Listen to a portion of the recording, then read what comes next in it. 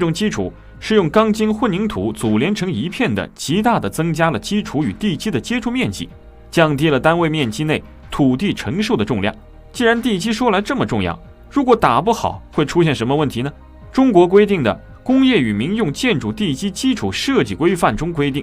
在保证地基稳定的情况下，房屋和构筑物的承降量不超过容许值的地基承载力。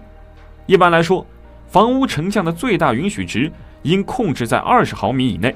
如果地基下沉过多，会导致建筑开裂、倾斜，甚至倒塌。